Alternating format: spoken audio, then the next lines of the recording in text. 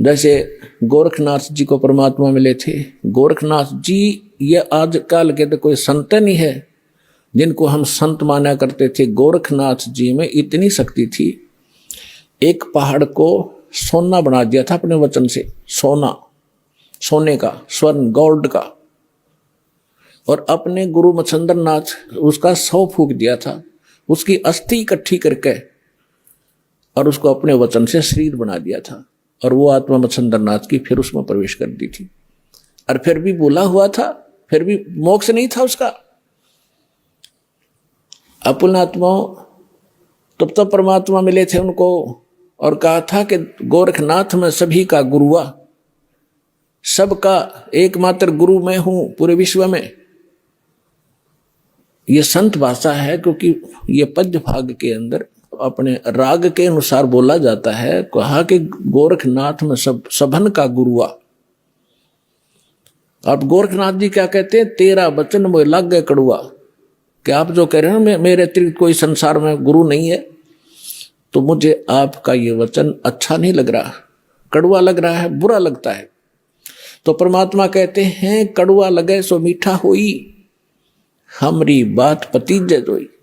कि मेरे ज्ञान पर विश्वास कर लोगे, एक दिन ये जो कड़वा आज आपको लग रहा है एक दिन मीठा लगेगा। तो गरीबदास साहब जी कहते हैं कि गोरखनाथ सिद्धि में भूल्या और टूणे टामण हंड फूल्या। मुर्दे तक जीवित करना, पहाड़ को सोने में परिवर्तित कर देना, ये तो टूणा टामण बताया यथार्थ भक्ति की तुलना में। और ये सिद्धियां दिखाकर जैसे अगस्त ऋषि ने समुद्र पी लिया एक घूंट में, 7 समुद्र खाली कर दिए। पुण्यात्मा आज की विज्ञान करके दिखाओ इन्हें। और जो आध्यात्मिक शक्ति है उसके तुलना में ये जो भौतिक विज्ञान तो पाश्यंग भी नहीं है। लेकिन उन्होंने वो विज्ञान का दुरुपयोग किया, अध्यात्म विज्ञान का। अब ये भी दुरुपयोग कर रहे हैं परमाणु वगैरह बना करके। तो उन्होंने भी ऐसे ही परमाणु बनाए थे, इन सिद्धियां प्राप्त करके लोगों को तमाशा ड्रामा दिखा के अपने साथ लगा लिया और अपने आप में यह प्रभु पा किए। तो गोरखनाथ के विषय में कहा कि गोरखनाथ सिद्धि में भूल्या, भगवान भूल गया, उसी से अपने आप को बहुत बड़ा महापुरुष मान लिया और टूणे टामण हंड फूल्या। परमात्मा ने कहा कि तुम हो जम की फर्दी माही। परमात्मा ने कहा कबीर साहब ने कि हे गोरखनाथ आप काल की फर्द में हो। फर्द को खूब समझते हैं भगत जो किसान स्तर के हैं। उसकी जो जमीन की फर्द होती है उसके अंदर उसकी सारी रजिस्टर्ड जो उसके नाम जमीन होती है उसका ब्यौरा होता है कि यह इसकी है, इस व्यक्ति की, वह उसकी फर्द में है, पक्की है वह। तो यहां परमात्मा कहते तुम हो जम की फर्दी माही, तुम काल की फर्द में हो, काल का रजिस्ट्री हो रही है तुम्हारी और हम तुम्हें यहां से छुटवाएंगे, काल की फर्द से निकालेंगे और अपने सतलोक की फर्द में आपका नाम लिखवाएंगे। फिर कहते हैं परमात्मा ने उनको गोरखनाथ जी को भी शरण में लिया, उनकी काफी कोशिश की, अपनी सिद्धि शादी दिखाकर परमात्मा ने सब कैंसिल कर दी उसकी सिद्धि। तब उस प्यारी आत्मा ने परमात्मा को स्वीकार किया। तो कहने का भाव यह है, दास जो आज ज्ञान दे रहा है वैसे किसी को कड़वा लगे, एक दिन समझ में आओगी ना जब बात, आपने बहुत बढ़िया लगेंगी सारी कहानी। तो इन महापुरुषों ने परमात्मा को बताया कि अनंत कोट ब्रह्मांड का एक रति नहीं भारे, सतगुरु पुरुष कबीर ये कुल के सिरजनहारे। गरीबदास साहिब जी ने कहा है, हम सुल्तानी नानक तारे दादू को उपदेश दिया, जात जुलाहा भेद न पाया वो काशी माहे कबीर हुआ। अब ये भी प्रमाणित कर दिया इन प्रत्यक्ष दृष्टाओं ने कि हु इज गॉड, वो परमात्मा है कौन, कि जो काशी में एक धानक का काम करा करते जुल्हे का, वो काशी में वो परमात्मा है। और यही नानक साहब जी ने कह दिया, भाई सूरत मुल्क की वेश ए ठगवाड़ा ठगी देश, खरा सियाणा बहुता बार देखो धानक रूप रहा करता। अपने आत्माओं जो उन महापुरुषों ने सचखंड में देखा मालिक को, जिसके लिए भटक रहे हम असंख्य युगों से, राजाओं ने राज त्याग दिया, साधकों ने सारा शरीर गाड़ दिया उस मालिक के पाने के लिए, उनके शरीर पर दीमक चढ़ गई, और जिनको परमात्मा मिल गया सहज में खुद आकर ले गया और वापस छोड़ा सारा सचखंड दिखाकर, और फिर वो सामने बैठा, तो वो महापुरुष की उस सतीथि को ना तो हम बयान कर सकते जो उनको महसूस हुआ होगा। हम तो एक रूढ़िवादी बन गए कि हमारे गुरु का कोई गुरु नहीं था, और वो कहते हैं गुरु बिन मोक्ष नहीं हो सकता। सैकड़ों जगह गुरु नानक देव जी ने खुद कहा है कि गुरु मिला तो सो दी पाई, गुरु मिला तो दीक्षा लीनी। और ये समझ कर दिया कि गरीबदास साहिब जी को परमात्मा जो वाणी दी द्वारा, उसमें समझ गया है कि हम सुल्तानी नानक तारे दादू को उपदेश दिया, और जात दुलाहा भेद नहीं पाया, काशी माए कबीर हुआ। और अब गरीबदास जी की वाणी आपको थोड़ी सुनाते हैं, उस परमात्मा के प्रत्यक्ष दृष्टा महापुरुष के मुख से निकली वाणी का ज्यादा असर होगा।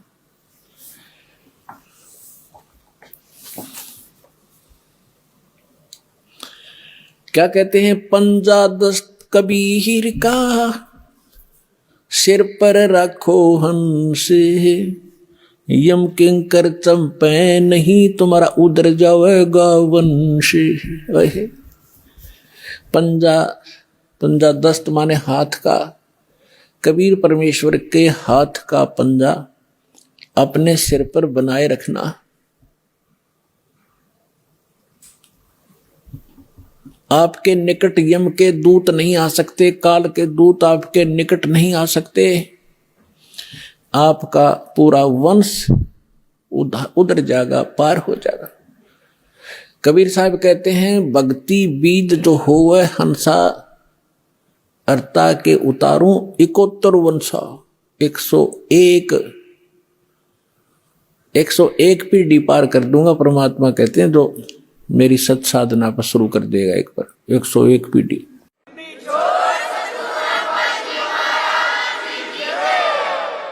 दर्द बंद दरवेश है सतगुरु पुरुष कबीर। हमारे लिए जो दुखी होने वाला है, और दरवेश माने साधु रूप में जो आते हैं, वो परमात्मा ही थे, जिन महापुरुषों को जिंदा महात्मा के रूप में मिले। कहते हैं वो दर्द बंद दरवेश हैं सतगुरु पुरुष कबीर, नाम लिए बंद छूट है और टूटे यम जंजीरे। हमारे दुख में दुखी होने वाले एक ही महापुरुष हैं जो संत रूप में यहाँ आए हैं, खुद परमात्मा ही। दर्द बंद दरवेश हैं सतगुरु पुरुष कबीरे, नाम लिए बंद छूटे हैं टूट जम जंजीरे। उस परमात्मा का नाम लेते हैं, जो उन्होंने जो मंत्र बता रखा है, काल के सब बंधन कट जाएंगे और यह फंद छूटेगा जो इसने हमें फंसा रखे। सतगुरु पुरुष कबीर हैं ये 3 लोक तत्सारे, कोट 49 पृथ्वी ये 14 भवन आधारे। सतगुरु पुरुष कबीर हैं 3 लोक तत्सारे, 2-4 की क्या कहूं ये तारे हंस अपारे।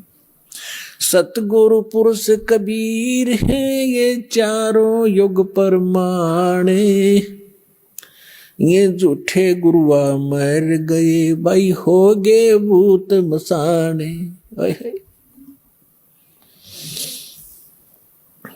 झूठे गुरु के आश्रय कदे न उधर जीवे, सच्चा पुरुष कबीर है आद परम गुरु पीवे। अब क्या बताया है गरीबदास साहिब जी ने? गरीबदास साहिब जी कह रहे हैं अपनी अमृतवाणी में, एफिडेविट दे रहे हैं कि सतगुरु पुरुष कबीर हैं ये 4 युग परमाणे, ये झूठे गुरुआ मर गए भाई हो गए भूत मसान। कबीर साहब कहते हैं, चारों युग में मेरे संत पुकारे और कूक कहा हम हेल रे। हीरे माणिक मोती वर्ष ये जग चुगता ढेल रे। परमात्मा कहते हैं, मैं चारों युगों में आया, सतयुग त्रेता द्वापर कलयुग में, और प्रत्येक युग में महापुरुषों को मिला जैसे वो उनका गुण है, उस गुण के आधार से परमात्मा मिले, उनको ज्ञान दिया। फिर उन महापुरुषों ने भी यही ज्ञान आगे जनता को बताया, और हमने भी इस यथार्थ ज्ञान और यथार्थ भक्ति की बहुत आवाज लगाई, लेकिन ये भोली आत्मा समझ नहीं सके। ये यथार्थ भक्ति और यथार्थ ज्ञान, यथार्थ साधना रूपी हम हीरे मोती लाल आपके सामने बखेर रहे हैं। आप इसे परिचित ना होने के कारण नकली साधना करके डले इकट्ठे कर रहे हो कंकर, जो जहां जाओगे दरबार में, धर्मराज के दरबार में, वहां कोई कीमत नहीं होगी उस भक्ति की जो शास्त्र विधि को त्याग कर मनमान आचरण कर रहे हो। गीता अध्याय नंबर 16 के श्लोक नंबर 23-24 में इसका प्रमाण है कि शास्त्र विधि को त्याग कर जो मनमाना आचरण करते हैं, मनमानी पूजाएं करते हैं, उनको न तो कोई सुख होता है, न कोई सिद्धि प्राप्ति होती है, और न ही उनकी गति होती है, अर्थात व्यर्थ, यूजलेस। इन तीन चीजों के लिए हम भक्ति करते हैं। यह संसार में रहे, परमात्मा की छत्र छाया हमारे पर बनी रहे, हमारी किस्मत के जो कष्ट आने हैं वो भी टले, हमें सुख हो, हमारे कार्य सिद्ध हो, और हमारी मोक्ष हो, गति हो। कहते हैं शास्त्र विधि त्याग कर मनमाना आचरण करने वाले की ये तीनों नहीं होती।